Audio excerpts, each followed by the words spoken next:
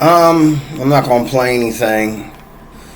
But I got this lightweight guitar. This guitar here is probably 5 pounds, 6 at the most. This is a Squier, Fender Squier. I think it's made outside of the country.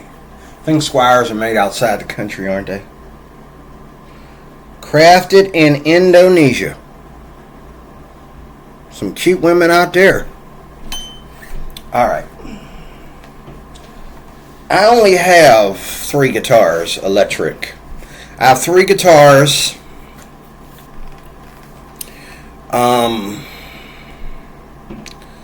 I have 3 guitars.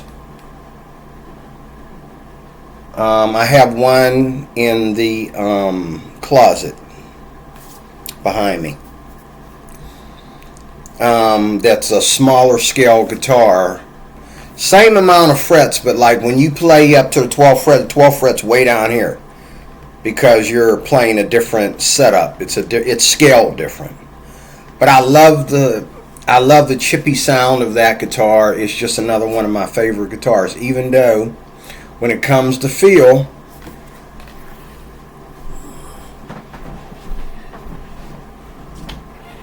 there I am right there. When it comes to feel, when it comes to my favorite, there it is.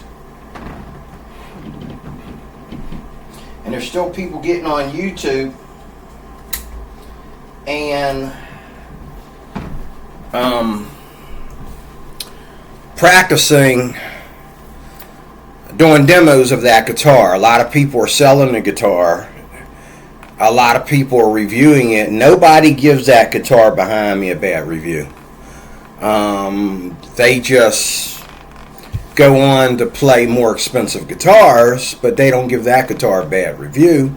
There's no complaints about it or anything. They just go and get more expensive guitars because they think that's what they have to do.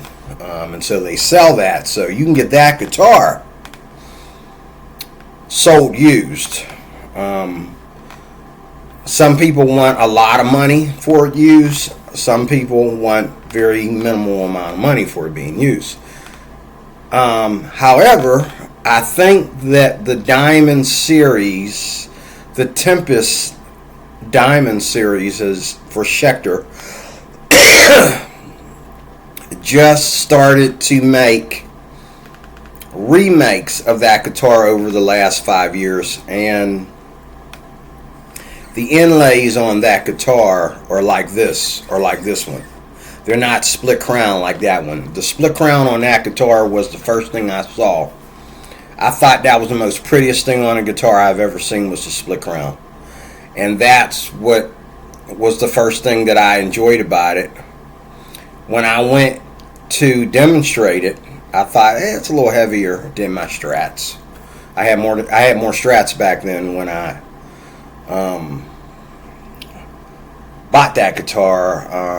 I had like 3 Strats in my house. That there's the first guitar like that, with the Les Paul type of bridge and string setup and all that. That's the first one I ever had like that, with nothing but humbuckers, no single coils, just twin humbuckers. That's the first guitar I've ever had like that, and I love it. It is what I'm into. So that tells me that I would be into Les Pauls if I could handle the weight. I don't like heavy guitars. That guitar behind me's got to be like 7 pounds, 7 to 8 pounds. That's enough. That's heavy enough. Okay. This here's got to be like 5 or 6.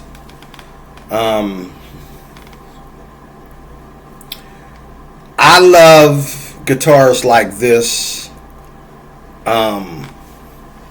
for the first of all, the weight. I do love the feel. Over time, I've become more accustomed to the feel of that guitar, especially when it comes to the fretboard. I found out that these spaced out frets that they have on most Strats, I'm not really impressed with that anymore. Now, I had a Peavey that had to distinguish itself from other Stratocasters, especially Fender, and I think the scale was just like the scale on this guitar behind me, and all the frets were together. They were closer together, like that guitar behind me, like my Schecter. But I just like the looks of the first thing I like when I see a guitar is the looks of it. If I really like the looks of the guitar, like if the looks of that guitar really blows my mind, unless it's really that heavy, I will adjust myself to the weight. I will learn, like there's a Quart guitar behind me in the cupboard. I got the strings off of it. I got the bridge, the floating bridge out of the box. I'm going to take it somewhere and get it fixed. It's very inexpensive to get it fixed. All they need to do is put some metal in the box and put the bridge back on, put fresh strings back on it, intonate it, and we're good to go. It's a good guitar. And I don't like the feel of that guitar. It's a heavier guitar. It's got to be like 8 pounds. It's a heavier Strat, but it's not a Strat like a Fender. The fretboards are closer together. It's a smaller guitar this way. And when you play the upper frets, it's like you've got to really come up in here, because it's like if you sit the guitar on your lap, like directly in front of you like this, the 22nd fret is way up here. Now, if you have it back here, or if you play it like this, you can get to the frets better. And so that's what I learned how to do. I learned how to play it on my left leg instead of on my right leg. But I love that guitar. I love the way it sounds, even though I'm fine with this sound. I'm fine with the sound of that Schecter behind me. That Schecter behind me has a more updated sound. This Squier sounds a little bit more vintage, because I don't believe in wood tone like a lot of guitar players believe, and the other half doesn't. But this sounds really chippy, and you can hear some wood in here when you play this. It has a more vintage sound to it. Whereas that has a more modern, almost like a keyboard tone to it. That Schecter behind me. Especially when you're playing certain effects. You hear more of the effect than you do the guitar itself. Which, in a way, I like that. Sometimes, not always. This here, if you're playing at a clean tone, and I guess that's where Fender comes in. If you're playing a clean tone, even if you are only adding a little bit of delay, reverb with chorus, you're going to hear the guitar. You're going to hear the background sound of the guitar into the effect. So that's one of the things I love about these Fender guitars. Fender guitars in general, I've played Fender guitars that are just strictly Fender. And they've been lighter than this, they've been heavier than this. I don't really see the difference between a typical Fender and the Squier, unless you're talking about, $1,000 and up. But for every Fender guitar that I've had or that I've played that was under $1,000, they all seem the same to me. Now this here, you can feel they're smooth, but you can feel them. They're kind of, you can feel the fret wire rubbing up against your hand. That bothers a lot of people who deviate from the cheaper guitars to the more expensive, but when I got this guitar, Guitar Center, I bought this from Guitar Center here in Pittsburgh. When I first came back here to Pittsburgh in 2015, I believe it was in 2013, that I got this guitar here at Pittsburgh Guitars. And then I moved here in 2015, nothing to do with the guitar. It was a matter of losing the contract in one part of the state and having to move to another part of the state to keep my job. I had to relocate here. And it was good that I relocated here because I was homeless anyway, and the way that they dealt with my homelessness was to send me to Pittsburgh. So it worked out because I was homeless, but I was still working, and I had my car at the time, praise God. I had my car. I had my Ford Fusion that just wouldn't die. And so I came here with my Ford Fusion, and I lived in a ghetto. Not too far from here, but it was the ghetto. And very shaky, scary place to be. But I had a beautiful home. Now you can go back on my Area 1 channel. You can see how nice my place was that I had in the ghetto. Upstairs apartment. It was a big place. Now this is small compared to that, but I had a kitchen just about the size of this room, and then I had a room that was a little bit bigger than this room, and I had a back balcony porch. I took pictures out there too. Anyway, getting off that, my point of this video is, let me get to it. The point of this video is I was just watching videos because I'm tired. I work. I've been tired all night. I got up early this morning because I took the work keys home with me last night. And, well, the night before last night, actually. It's after 1 o'clock, so it's the night before last night. I took the work keys home with me. And, my boss gets really fussy about it, and sometimes we have the panel company have to come in and borrow our keys, or we have a third officer because we have more events going on or whatever, so we need 3 sets of keys to be out. We need all the keys, the security keys we can get, and I took the set home with me. So now that we have, we're back to having a actual captain, an actual boss. We didn't have one for a while. He's very particular about the keys, and he makes a big deal. So I got up early, yesterday morning, to be precise, and took the keys back so he wouldn't be pulling his hair out and flipping over and tripping over himself and hitting his face on the ground or something. I took the keys back so he wouldn't be calling me at home making a big deal about it when I got to come to work the next day. But I took the keys back, did my shopping downtown Pittsburgh, which I hate being down that place, but I have to work there. That's what happens when you have to relocate from the good old suburbs and move to the city. I had to go down a crazy city. You go in Target down there, there's these bums hanging out around Target waiting to bother you for money, waiting to grab something and run with it. They're looking at my Target bag. They're coming in and out of the store. They ain't gonna buy nothing in Target because they ain't got no money. And I got this Target bag sitting next to my foot. And they come in there and they just stand there, look at my Target bag and look me up and down, and then I stop what I'm doing. Be careful being on your phones downtown Pittsburgh. It ain't that kind of city.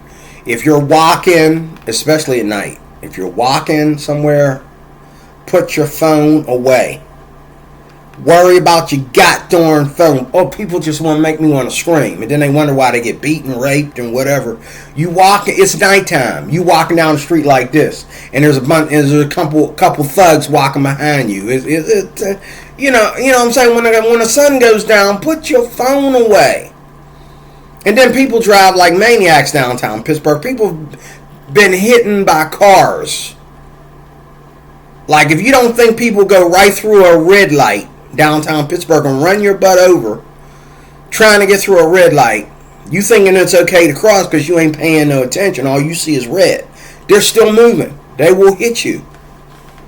Don't be on your phone. Like, when you're on your phone, go somewhere, sit down in a place where you feel safe.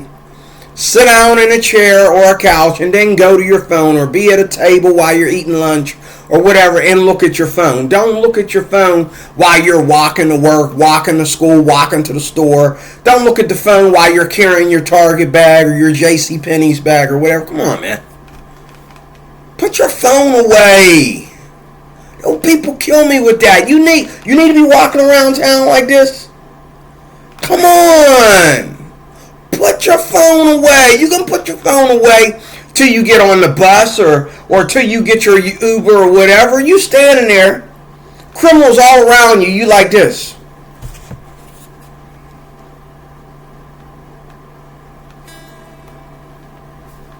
You know. And then you wonder why people do stuff on buses and subways and stuff. Because everybody's like this. Okay, everybody's like this. And the reason why they do stuff is because they, in their mind, and in my mind too, you're looking at your phone because you're afraid of people. You're afraid of people around you. You're afraid if someone looks over at you and they look like they're staring at you, you're going to be intimidated. Like, just say hello so the dude can turn his head or something. Like, don't do this.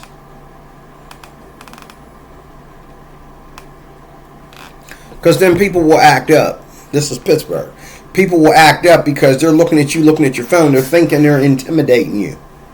They think they're intimidating you. And so they will begin to say something to somebody that's offensive, or get loud, or do something that they shouldn't do, or whatever. You know, when you're on the subway or the look people right in the face. People start acting crazy. Look at them like,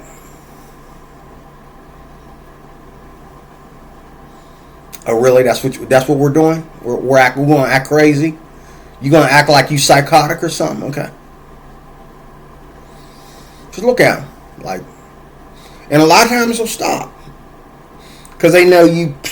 But when you sit there and act like you're invisible, they're going to keep on doing what they're doing because they know you're lying. You're doing this because you're scared. You're chicken.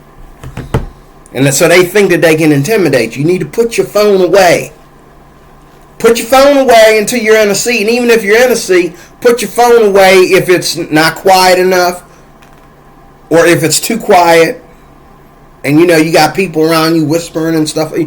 Put your phone away. Your phone is for when you are in your private space and nobody can come up there and interrupt your space. If they can interrupt your space, they can steal your phone. They can beat you up and take your phone. That's another video. Anyway, this is what this video is about. I was tired and I was looking at some videos on YouTube, and I can't look at videos without looking at guitar videos, looking at ukulele videos, because that's what I'm into. So along with the art videos and the videos about the Bible and all that kind of stuff, I had to look at some guitar videos, some lap steel videos, some dulcimer videos. You know, I had to look at all that stuff because I'm in all that. And I'm really interested in the lap steel. It's like going to be once I get to that point to where I'm actually learning how to play lap steel, if that ever happens, I promise you, I'm done. I will get no more instruments. Right now, I got a Merlin, which I'm going to give that to my one grandkid over there. I'm going to get me a Moondocker. Or I'm going to get this one that this guy has advertised here. I'm also going to go chromatic with the chromatic dulcimer or Merlin or whatever. I may even do a tenor guitar. I don't know. I'm pretty content with the baritone, but I realize that there's a different tuning. A slight of a different tuning. One string, the string right here, I think the high E string is tuned differently on a tenor guitar.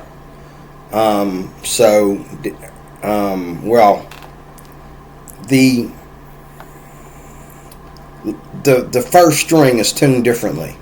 on a tenor guitar. Tenor guitar only has 4 strings, but the high string is tuned different, giving it a different sound. It's not your typical interlinear tuning. And a lot of guys who compare the baritone to the tenor guitar, they don't say that. Also, like one tenor guitar pro said, you know, there's the issue with the nylon strings. Tenor guitars have metal strings. Now, to me, the baritone sounds better on a melodic level, but the tenor guitar has that unique tuning by just tuning that one string different, and it's a good tuning to have. It does make your chord sound different. So I may get into the tenor guitar. I may, because I'm already playing ukulele, so I might get into the tenor guitar too and see what the big deal is. I'm also interested in playing the mandola. And other than that, it be the dulcimers. I'm thinking about the hammered dulcimer as well as the lap dulcimer, and I'm thinking about the lap steel. So I have a journey that I would like to accomplish, but the electric guitar and the ukulele are my top favorites. They're my 2 favorites, and what I want to say is I was watching these videos today, and one video said, man, I went up to 21 minutes talking about stuff that ain't got nothing to do with what I'm talking about. This guy says, this should be your first guitar. There's a video I'm watching, and this guy was demonstrating these electric guitars, and he said, this should be your first guitar. So it was a guitar that wasn't a Fender, wasn't a Gibson, wasn't a Schecter, wasn't an Ibanez. It was some kind of Amazon guitar from some brand new maker, and he only wanted $100 and some for the guitar. And for $100 and some, that guitar looked very pretty, and it was basically a Strat without the pick guard and all like that, and it had stuff like my Schecter has on it, like the push-pull. A lot of guitars now are coming with that in 2024, with the push-pull, oh my god, push-pull coil tap, coil split, whichever one. I have coil tap. I have that on the Schecter. Now, the new ones are coming out with 2. If you got 2 humbuckers, they're coming out with the push-pull coil tap or coil split. There's 2 of them now. I only got 1. And I don't use it the way it's supposed to be better on more expensive guitars, where actually you can actually hear it switch from humbucker to single coil. It is switching from humbucker to single coil, but all it's doing is really, really, really opening up. On my Schecter, the sound goes hollow when I pull the split coil or the coil tap button. I pop it out.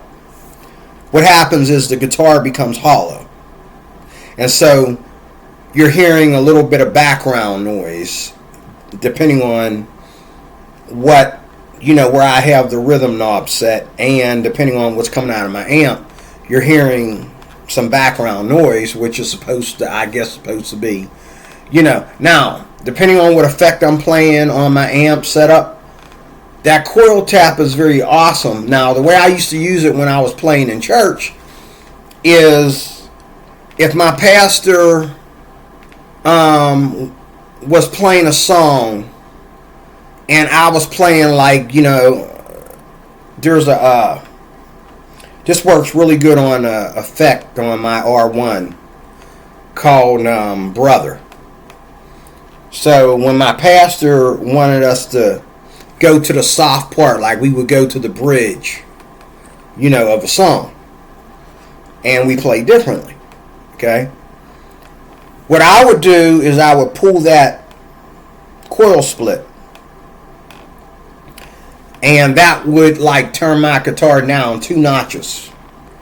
And whatever I'm playing, especially if I'm playing Brother, it sounds like I've softened the distortion a little bit. That's what it did. That's what I love about the coil tap on my Schecter. Like, depending on what effect you're playing, like if you're playing heavy reverb or heavy delay, when you hit that coil tap, that delay or that reverb goes more hollow into the background, and it's not as pronounced. Anything I play is not as pronounced. It kind of like cuts it a little bit.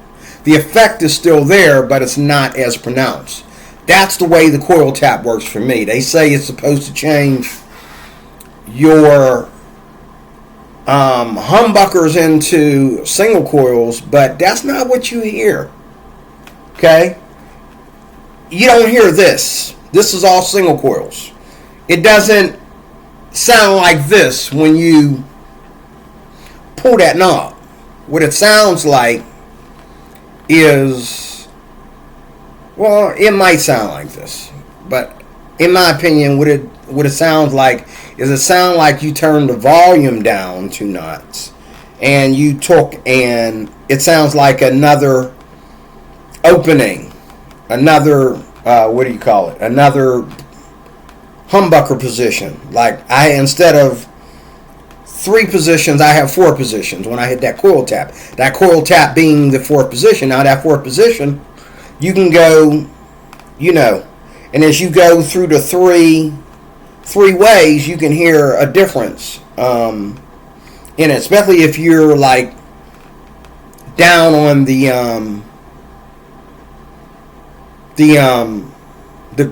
button, which would give you this pickup down here, this humbucker down here on my Schecter. It will give you the bridge pickup, and you could definitely hear it because that's when the guitar is in a more edgy type of, and so when you hit that tap, it sounds like it's keeping the volume, but it's cutting the edge a little bit. So the point is, the edge in these cheaper guitars, the coil tap does have its place even in these cheaper guitars, and most of the more expensive guitars don't have them. And when they do have them, most players don't even use them. Okay? But this guy was doing this video and he said,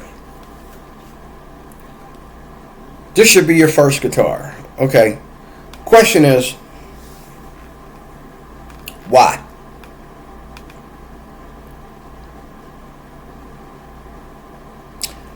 My first guitar, for me, if I had to do this all over again, would be that guitar behind me. My favorite. The one that I like. Because all my guitars that are electric guitars, whether they're heavy or whether they're light, if I'm sitting down, I can do the same thing. I can do whatever I do on here on my Schecter. I can do whatever I can do on my Schecter on my Cort. Okay? What really makes the difference is the acoustic guitar, because when you're playing electric guitar, you can hide things. You can miss a note and just accidentally tap it, and you know what I'm saying, you get some kind of rhythm effect like that. Sometimes when you hit a wrong note in a chord, you get some kind of rhythm effect, and people are like, man, that's good. They don't know you messed up. You hit a wrong note in a chord when you were switching chords, and it echoed, and it sounded like you was playing some kind of effect. There's so many things about the electric guitar that make it easier than playing the acoustic guitar. Now, should an acoustic guitar be your first guitar? I've had about 4 acoustics in my time. 5 to be exact. If I add the first one that I had. And the first acoustic I had was small. It was a small acoustic, and that's why I liked it. But the strings on it were very tight. And the strings that were used were like the highest gauge for acoustic guitars you could use. They were not really bendable at all or anything.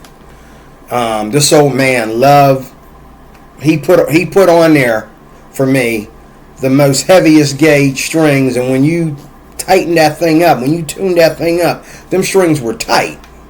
And so whenever I would play, it was like this acoustic guitar is cutting into my hands. It was so tight. And I had an acoustic guitar like that. That was my first one. And I would just leave that hidden somewhere. Then I got rid of that. I was looking for a Takamine, and I ended up with a Fender. Big Fender Jumbo. When I found out in the book how much that Takamine was going to cost me, I wanted an Ovation. They told me Ovation was more expensive than Takamine when I was searching for an acoustic guitar. Now, why was I searching for an acoustic guitar? Because I felt that I had to, because I was a beginning student. So I figured whatever I'm doing wrong on here, I'll work it out on the acoustic. That's not true. If your goal is to play electric guitar, an electric guitar should be your first guitar. If your goal is to play an acoustic guitar, your goal should be to play an acoustic guitar. That should be your first guitar. If your goal is to play ukulele, then that's your goal. Play 4-string ukulele. If your goal is to play guitar, don't get a ukulele. There's 2 strings missing. Who's going to teach you the other 2 strings? Plus you're up a whole octave or more. You're in a whole totally different key. Who's going to teach you the key who's going to teach you keys in between? Who's going to teach you those strings that are missing? No. That's bad advice coming from you two. Oh, well, you should get a ukulele. A ukulele, is a good thing to have. No, when I wanted a ukulele, I ended up playing ukulele. I gave you my testimony.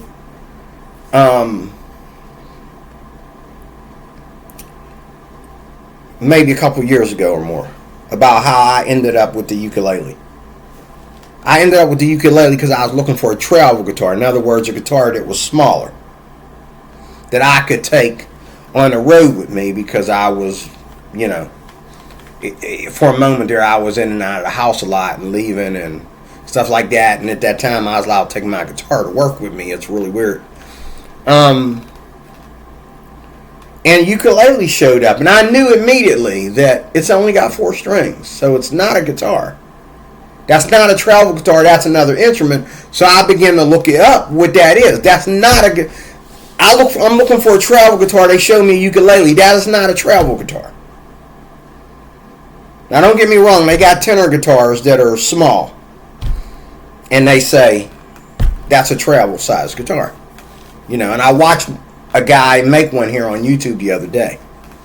But the thing is, I went to see what that is, because that's not a travel guitar. That's a instrument of its own, and I found out that was a ukulele, and so I started looking up videos.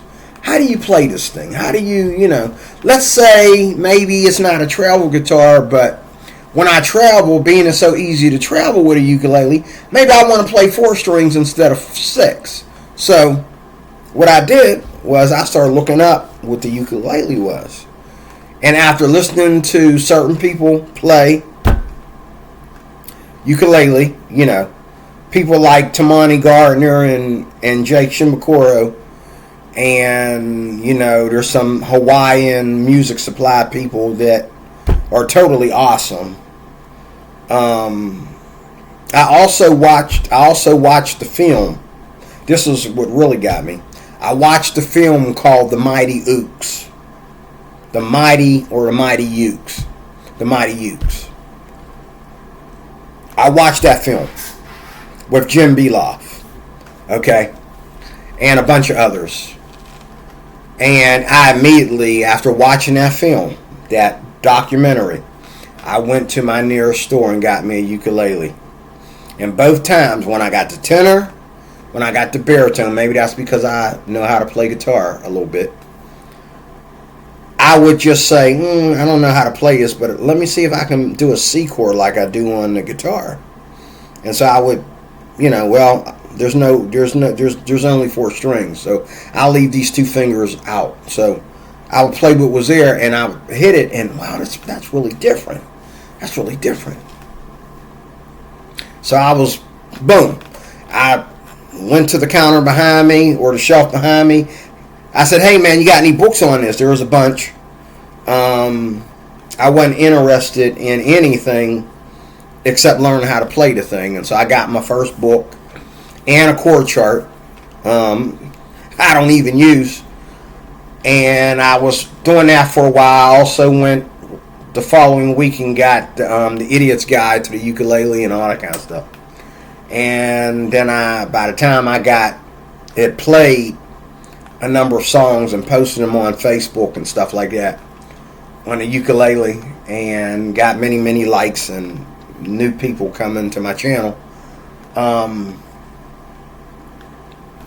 I found out that Fred Sokolow, my very own guitar teacher, was also doing the same thing for the ukulele that he was doing for the guitar, the Fretboard Roadmap. So I got my tenor and baritone, tenor one year and the baritone the following year. And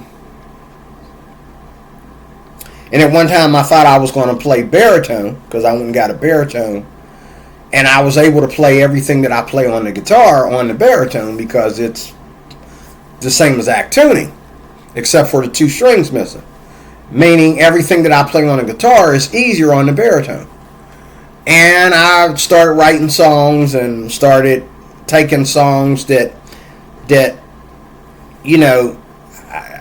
I don't strum them all that well with a pick on the guitar, but playing them with my finger, on nylon strings on the ukulele is a totally different classification of music. That's a totally different animal. Going from plucking steel strings with a pick to playing an easier instrument with less strings that are nylon, okay, playing that with your hand instead of with your pick, that's a totally different ballgame. But anyway, should your first guitar be anything but the guitar that you want to play? And I agree with John Mayer. If you like a guitar and you're looking at that guitar and you want that guitar because maybe your favorite artist plays that guitar, having that guitar, even though it might be costly, if you can afford it and you get it, having that guitar will definitely provoke you to play because you're getting a guitar that you love to look at, you love from what you understand from YouTube or whatever, that it's the sound that you like from what you understand about your favorite artist that owns that guitar, and that's why you own it, that's why you want it so bad. You're going to sound like them, but you're not going to sound like them. You have to be taught to sound like them. But it will make you go after your dreams because you got half the dream out of the way. You got the guitar that you wanted. There is no first guitar, is my point. There is no first guitar. That's a lie. Your first saxophone is the one that you love to listen to. Your first guitar, your first ukulele, your first harmonica, your first is the one that you love to listen to. Now, it might be different if you say this should be your first car because you're a young driver and you're going to drive recklessly at first. And you're going to, you don't buy a Rolls Royce for a kid that's, good and well, he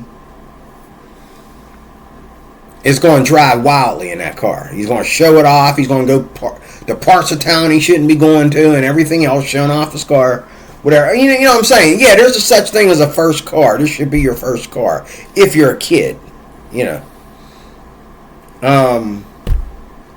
But saying that this should be your first guitar or your first ukulele is like saying this should be your first wife. So let me get this straight. My first wife should be somebody that I'm not attracted to. My first wife should be somebody that I wasn't really looking at. I walked past, I took a look, she's cute, you know. So I should marry her instead of the girl right there that I really want to talk to. I really want to get next to her and see what she's about, but she's cheaper. Because she's not going to give me, if I say to her, hey, how you doing? You want to go out? She's going to say, yeah. Like that. She's going to say, yeah. Real cheap. Real inexpensive. And I'm going to take her out and I don't have to spend a whole lot of money on her and all like that. She's going to marry me in 6 months instead of a year. You're telling me that I should go after the easy girl as my first wife. That's what you're saying when you say, oh, this should be your first guitar because it's inexpensive and it's not heavy and it's... If I'm a grown man, now if I'm a kid, don't get me wrong, if I'm a kid, I'm lap size, I'm like a lap kid that you can sit on your lap and he or she looks like a little human, little knick-knack in your lap, yeah. Okay, you should give her, you should give her a guitar that's about the size of this guitar-lele behind me. Even though that's not a toy and that's not for kids, it's for adults. It's half the size of this guitar. It's matter of fact, it's even less than half the size of this guitar. I mean, it's really small. Okay. Yeah, she should play something smaller. A junior guitar is what they call that. Something smaller. That's true. If you're under the age of an adult and you want to give a kid, if a kid is under the age of an adult and you want to give that kid a younger guitar, that's fine.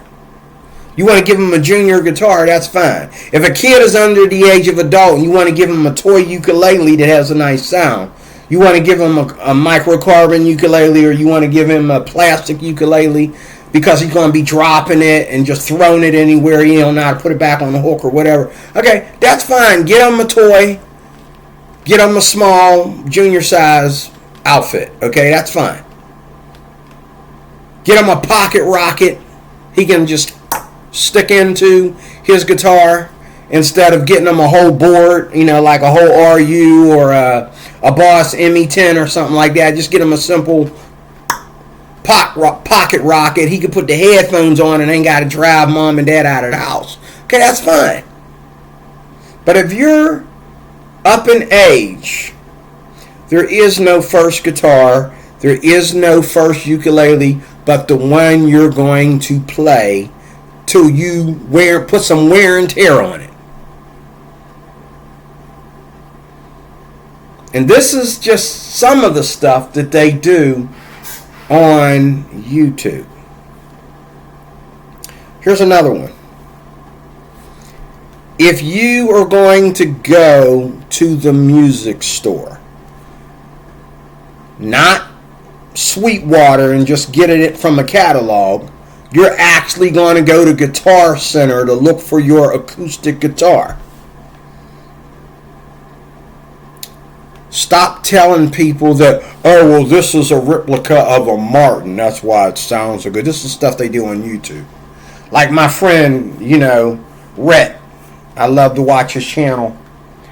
But he was like saying that, oh, acoustic guitars, if they're really good, they'll sound like a Martin, I'm pretty sure my Fender Jumbo didn't sound like a Martin. But I wish I could have that guitar back. I gave that guitar away because at the time I wasn't really into acoustic guitars. I still ain't, but I'm into that one. I would love to play that one again. I had the most beautiful sound. I think Martin or Taylor or any of them, if they were alive and heard me play that Fender acoustic, that only cost me $150. That jumbo. The sound would have been like, oh, let me do something to this guitar. Let me change the wood on this or something so you can get more money for it. I can make you a lot of money, Mr. Cruz, by just changing, altering some things on this guitar. Because it was a great sounding guitar. And even though it was a jumbo, my arm was way out here when I played it, and my shoulder, my back and my shoulder was hurting every time I played it. You know, that gets old after a while. But as far as like Rit does, getting up there every now and then, taking a break from what he's doing with the band to playing something more soft and mellow. Okay? I don't care if your arm is way out to here and all you got is fingers to reach around it and get, you know. That's not, you know, you only got to do that once in a concert. It's not that bad. But,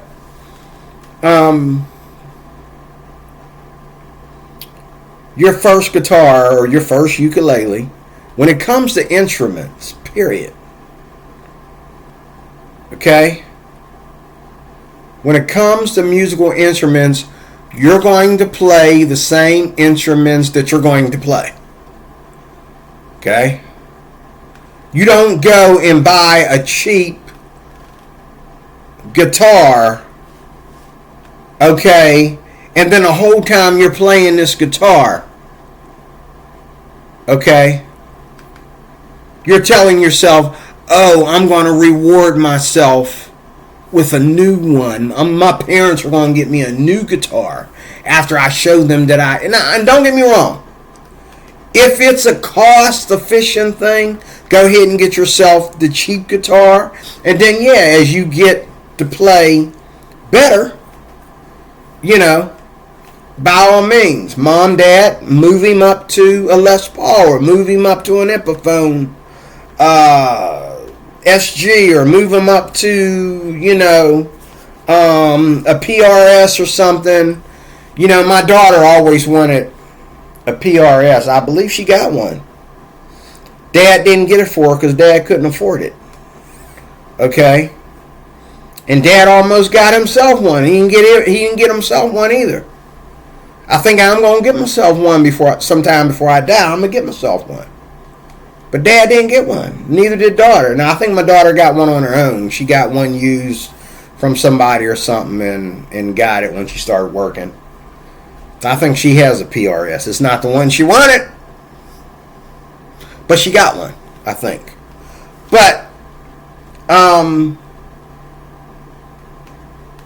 yeah, by all means, if it's about the money, and I know for me a lot of times it is about the money, go ahead and play, you know, like this here. I wasn't going to argue over, I wasn't going to do the Eric Clapton thing and argue over what Fender sounds the best. Okay? They don't do that to Squier. So when I went into Guitar Center and I wanted a guitar to keep at home with me while I kept my Schecter, that beautiful white one behind me, at the church. I kept it at the church so they let another bass or something fall on it, and it put a hole in the wood from a string that was sticking out of the bass. I said, okay, I got to take this back and forth because y'all ain't respecting my property. So I took it home. My pastor was really upset that happened, and he felt so bad because he loved that guitar as much as I did. But I went to Guitar Center, and they put some seal on it, and it's fine. You can't even tell. The hole was so small. But it is a hole from another instrument falling on top of it. And somebody was negligent and allowed that to happen. I'm a born-again Christian. I forgive them.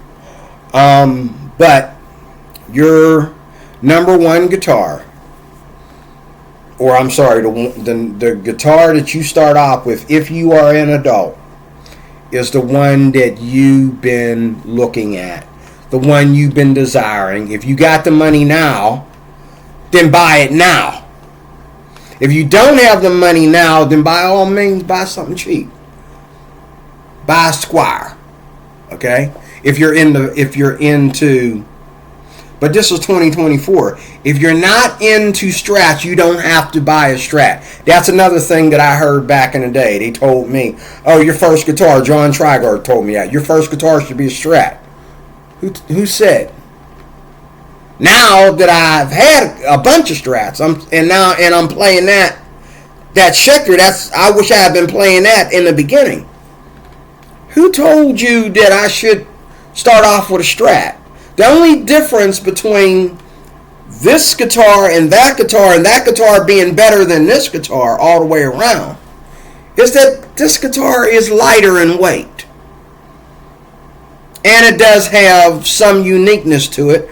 Not like that and not like an actual American-made Fender. But it's good enough to get the job done.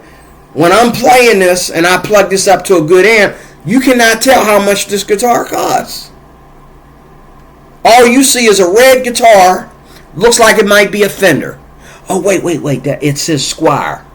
Oh, that's Fender too. Just like Gibson owns Epiphone.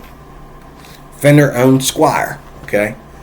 But if I had to do it all over again, I think my first guitar would be a Epiphone Les Paul. Or a Les Paul Special. Les Paul Special, I'd like to have one. I think my first guitar would be a Les Paul Special. If I had to do it all over again. And then I would move up into a heavier Les Paul or that guitar behind me, that Schecter. But whether I'm going for cheap because I don't have the money, or whether I have the money but I want something that's easy to play, it's going to be the same thing. I'm going to get the guitar, whether I start here and work my way up, playing all in the same vein, or whether I go grab something right now that I won't have to replace for God knows, 50 years. 50 years, everybody's going to want my guitar. It'll be a collector's item that still works like brand new. I paid enough for it. Okay? So that's what I wanted to say. Like, the stuff that they say on YouTube. If I go to a store, just like I thought that I wanted a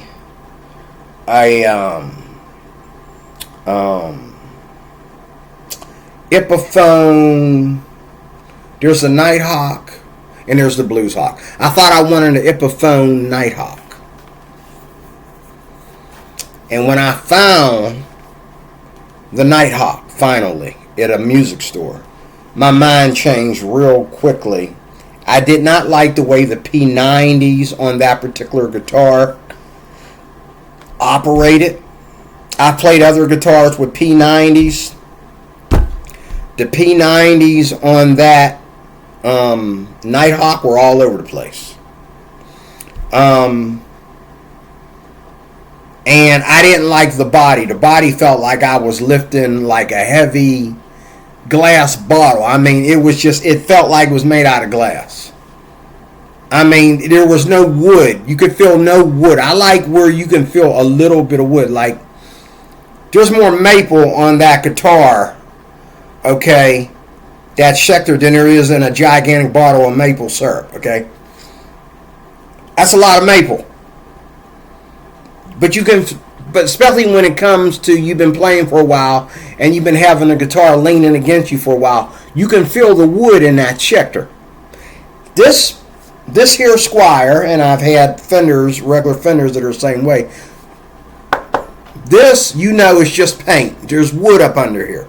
There's only like about less than a finger size layer of paint and maple or whatever this is on top of the wood, whereas there's more on that Schecter. But what I love about Strats, mainly Fender Strats, is that you can feel the wood.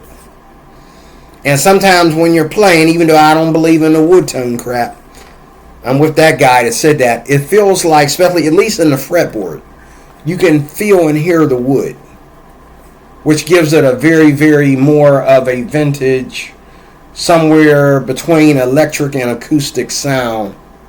It gives it a very warm, there it is, a very warm sound to it that might only come from Strats. But that guitar behind me is my number one. If I had to be homeless again, and I had to only have one guitar that I was going to drag all over the world with me, it would be that one. It would be my Schecter Tempest Custom. And out of all these new guitars coming out, and I'm like, I'm looking like, and I'm panting like a dog, that's still the only guitar that I need. I'll never replace that with another guitar. And I've had in my house one time 6 different guitars, and I only played that one. Okay, because that's my baby. And I play it because I like the way it looks. Now, right now, I like the way this one feels because it's a little bit less heavier. But when I begin to play it, I like the way that one feels.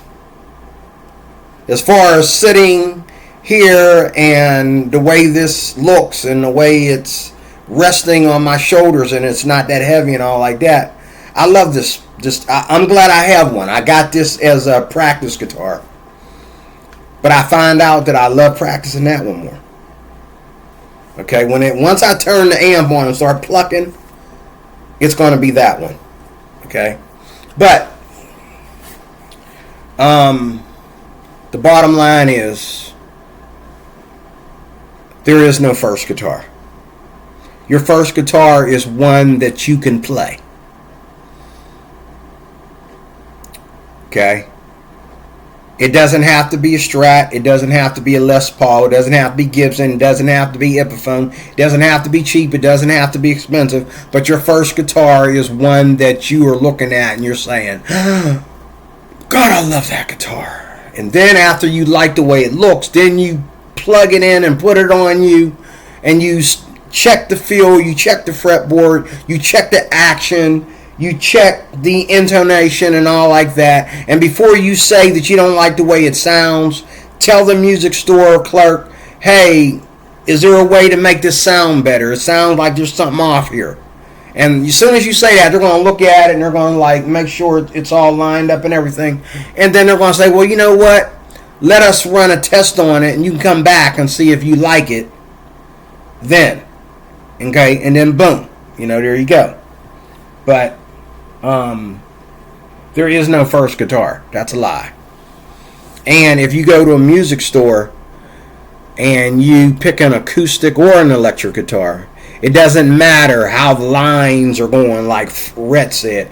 The lines go on the acoustic guitar or whatever. The point is, like that baritone uke behind me, the point is you picked it up, you played it, and you loved the way it sounded. End of discussion, end of story. It doesn't matter if you get around other people and their acoustic sounds better than yours, or you picked up theirs and you like it more. You bought the guitar that you picked up, demonstrated it, you liked the way it looked, you liked the way it felt at that time. End of discussion. I am D-Roy Cruz, and putting another one on this channel for you. Thank you and God bless. Leave a comment and I'll do a video about it. God bless.